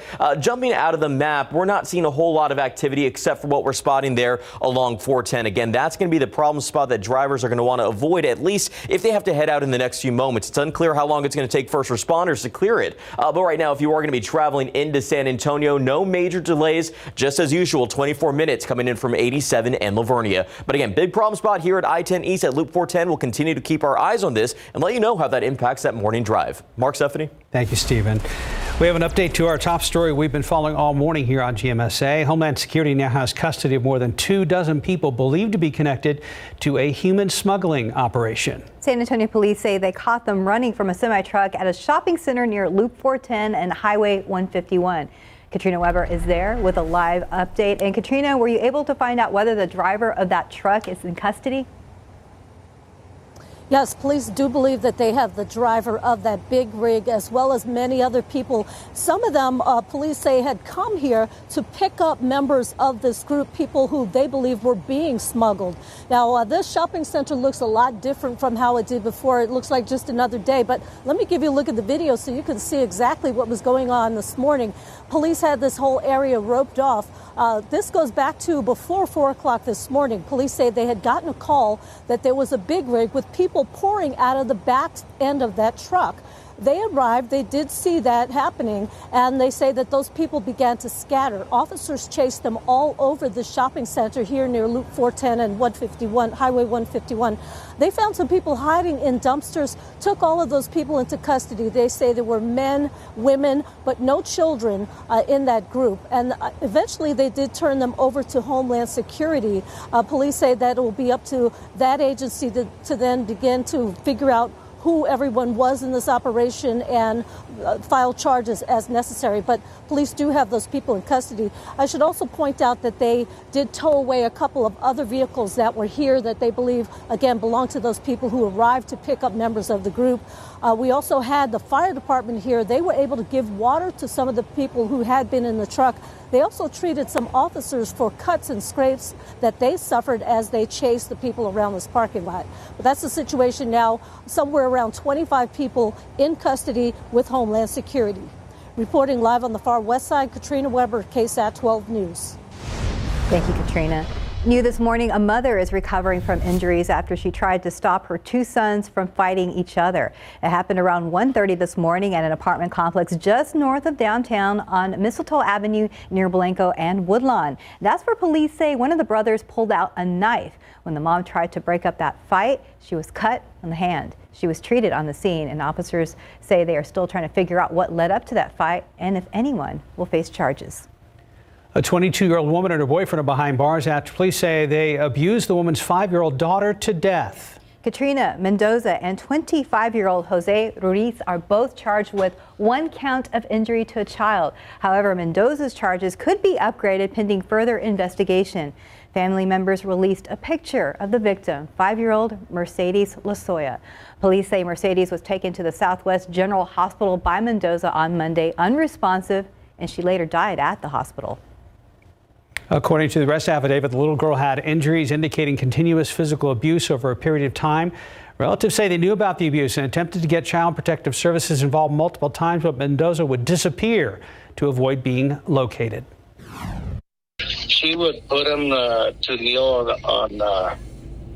on rice. Mercedes, she would put her with her hands up, She would throw her in the closet. She wouldn't let me go in, but from what Mercedes would say, she would just meet with her all over.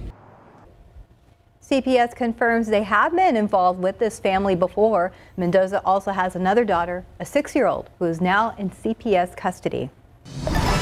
Early voting begins on Monday for the March primary election, and besides the governor's race, for the first time in 20 years, Bexar County will elect a new county judge after Judge Nelson Wolff announced he would not be seeking another term. So there's a lot to consider, and we have a lot of resources on our website at KSAT.com, including a look at each party's ballot. And don't forget, there were changes made in regards to absentee ballots and voting by mail. We explain what you need to know. You can also find a list of early voting locations as well. It's all on our website, and you can scan that QR code on your screen with your phone, and it will take you directly there.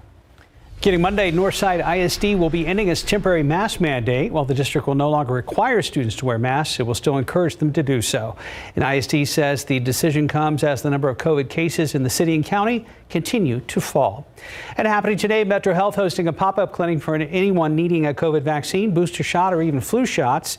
Happening from 9 to 2 at the Frank Garrett Multi-Service Center on Northwest 18th Street. All 3 COVID vaccines will be available for eligible adults and children. And happening tomorrow, if you have bulky items you need to throw out, Solid Waste Management will be hosting a free landfill day for customers. It will be from 8 a.m. to 1 p.m. at 2 locations. The Republic Services landfill off of I-10 near North Foster Road, and the Waste Management landfill on Cobble Road on the southwest side near the Joint Base San Antonio Lackland and Medina Training Annex. Some items that will be accepted include appliances, water heaters, furniture, and fencing material. Construction materials and industrial waste will not be accepted. Well, we kicked off the rodeo last night right here on KSAT. This morning, we're kicking some dirt, talking about everything you need to know before you head out to the grounds this weekend. And Jonathan Cotto is there live, and you've been doing a lot of exploring. Good morning, Jonathan. Good morning, Stephanie. Good morning, Mark. Well, in just a short few hours, these mini Hartfords are going to be competing at 8 a.m. and that's exactly when gates open here at the Stock Show and Rodeo grounds. It's been a busy morning here at the spa. That's what I'm calling it. They've been getting washed up and just beautified. Their coat looks so gorgeous once it's washed and clean. And folks here have been really busy. They've been up since 2 o'clock this morning. Mind you, some of them went to bed at 11 o'clock last night. So it's been just round-the-clock operation for a lot of folks out here this morning. Now, I want you to take a look at this interesting biblical animal. I looked at my photojournalist, Timmy, and I said, what creature is this? And he tells me it's a Brahma, right? A Brahma. So they're new to the spa out here this morning. They are now getting bathed themselves and beautified. Make sure to get that hump up there, ma'am. Yep, they're going to look real pretty. Well, folks, if you're interested in coming out to the Stock Show and Rodeo this morning, gates open at 8 a.m. and it's going to go all the way up until 11 p.m. You're going to have a lot of musical artists taking the stage at 7 p.m. So make sure you come out, get your tickets, and have a great time. Live from the San Antonio Stock Show and Rodeo, Jonathan Cotto, KSAT 12 News. Livestock grooming tips from Jonathan Cotto. Yeah. Thank you, Jonathan. All right, looks like you haven't found out there. As he said, rodeo grounds open at 8 o'clock every day. We have everything you need to know on KSAT.com. And while you're there on the website, you can check out the kickoff festivities from the first day of rodeo. It's all there on our homepage. A lot to do. Time now 6:40 and 42 degrees for now. Still ahead on TMSA, we introduce you to a South Texas woman who's one of the first women in the U.S. Secret Service. And welcome back at 6:44. In 1970, a group of 5 women made history, becoming the first females to become Secret Service agents. And one of those women has been living in South Texas for most of her life. She even became the first female anchor to be on a morning show in Corpus Christi. Our Sarah Costa spoke with Catherine Childers about the hole she shot into the glass ceiling and what it was like protecting people like the Kennedy children. Do it scared. It's South Texas resident Catherine Childers' mantra. When her father was teaching her how to shoot a .22 rifle as a little girl, she told her father, "Daddy, I'm scared." His reply, "Then do it scared." And she did. And it's how she has lived her whole life, including being part of the first 5 women to become Secret Service agents in 1970. Any major federal service in the country, they had never hired women.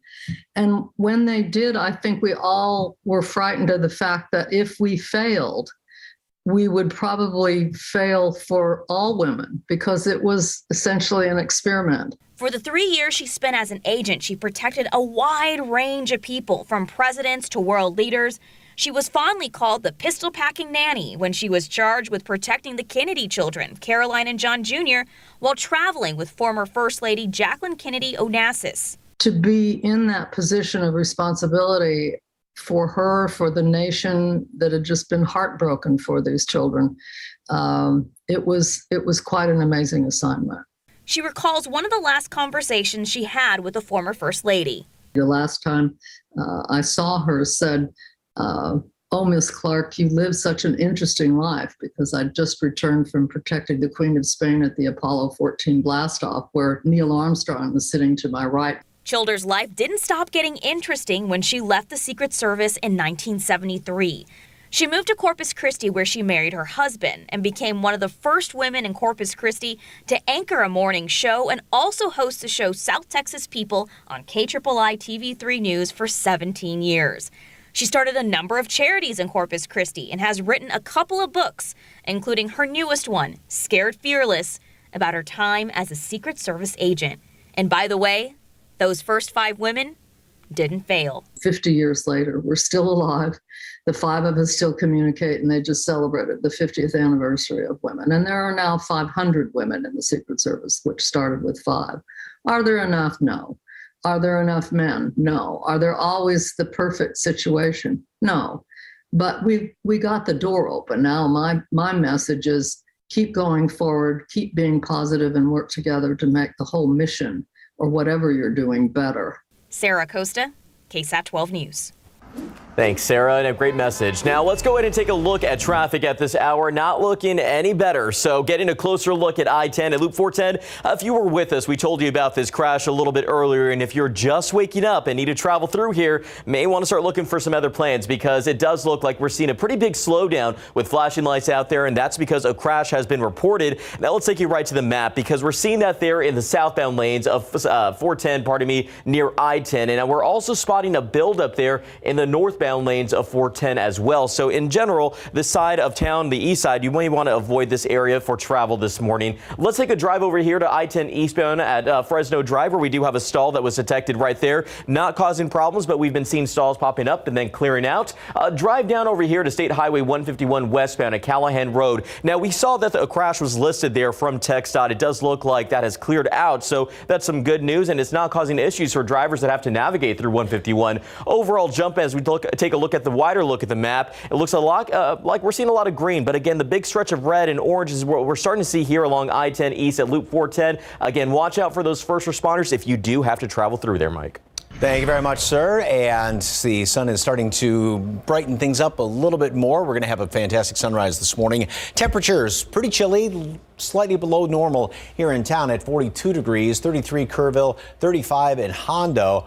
But with the wind, there is a hint of a wind chill out there. 29 is what it feels like at Hondo, and 39 here in town, 34 in Helotes. Throughout the rest of today, of course, we are going to be up to 75 degrees. Lots of sunshine out there, and it's just going to be a fantastic day. Now, the clouds are going to be increasing then later on tonight. It is going to be windy, and then we do have that front that is going to be moving on through here, and that's going to be in the overnight hours and early tomorrow morning. This is going to be the last of the really, really warm days, at least for a couple of days. We will start to see more sunshine then once we get in toward by Sunday. Well, actually tomorrow afternoon, I think we'll see some sunshine. Now, the difference with tomorrow, though, with that front moving on through, is we're going to have even a much milder start than where we've been the past couple of mornings. And temperatures will either stay steady or drop throughout the day. We'll be at 52 degrees or even cooler than that by later on in the day with that front moving on through. It may squeeze out a couple of sprinkly showers tomorrow morning, but it's going to be few and far between at best.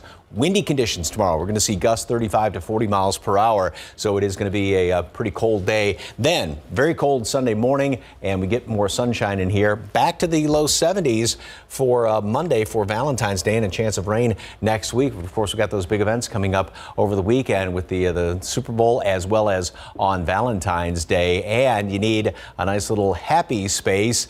Jen Tobias-Strusky is going to show us how to turn your home into a happy space. On today's Happy Space segment, we are helping you to throw the ultimate game day party. We're getting help from local design team, and you won't believe the charcuterie boards that they put together. And yes, you can do this too. Amanda Digman joins me now from Carla Reuter Designs, and you have many ideas to throw the ultimate party, but this one really caught my attention. Yes, all you need to do is grab a cup, put in some blue cheese dressing or ranch, celery and carrot sticks, and your wings, and you're ready to go. All right, we have more hacks coming up today, 1 o'clock on SA Live. Be sure to tune in.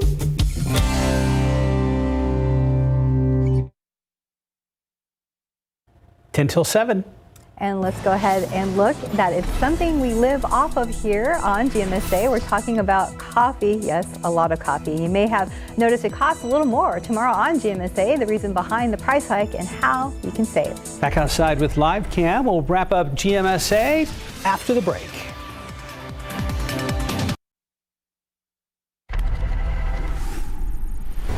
Shutting down a human smuggling case. Good morning, I'm Katrina Weber. San Antonio police say that is how this day started, with officers chasing down people in this parking lot who they believe had been smuggled here. The police got a call before 4 o'clock this morning to the shopping center near Loop 410 and Highway 151. They say that someone reported seeing people pouring out of the back of a big rig. Officers got here and the people scattered. Police say they found some of them hiding in dumpsters. They rounded up about 25 people, including the suspected truck driver and others who they believe had come to pick up members of this group. All of them have since been turned over to Homeland Security. We also had firefighters here. They were able to give water to some of those people who police believe were being smuggled. They also treated officers for cuts and scrapes that they suffered in this chase. Reporting from the far west side, Katrina Weber, KSAT 12 News. And let's get one last look here at the situation there at I-10 East at 410. Not looking any better, but as we take a closer look, of course, drivers are navigating and pushed off into one lane as first responders are working to clear up this crash scene. They're detected in the southbound lanes of 410, where we're starting to see that big buildup that's happening out there. Also seeing it there in the northbound lane. So I would say this is an area you want to avoid this morning. Bird's eye view of the map does show it looks like we're already getting into morning rush, but Mike's got the forecast, hopefully looking a little better. Another fantastic day. Cool this morning. Grab a jacket. We're at 41 right now and some low 30s in parts of the hill country. Slight breeze out there, and then temperatures are just going to be going up by leaps and bounds again this morning. 75 for a high later on today. It is going to be somewhat on the breezy side. Increasing clouds tonight. We've got that front moving through tomorrow, so we'll only be in the low 50s throughout the afternoon. Very windy tomorrow. Beautiful on Sunday after a cold start, and a nice looking Valentine's Day, and hopefully some rain chances by the middle of next week. Oh, we hope everybody has a great weekend and a fun Super Bowl Sunday. That's right. Happy Super Bowl. Happy Valentine's Day. Have a good weekend. We'll see you back here at 9. Good Morning America is next.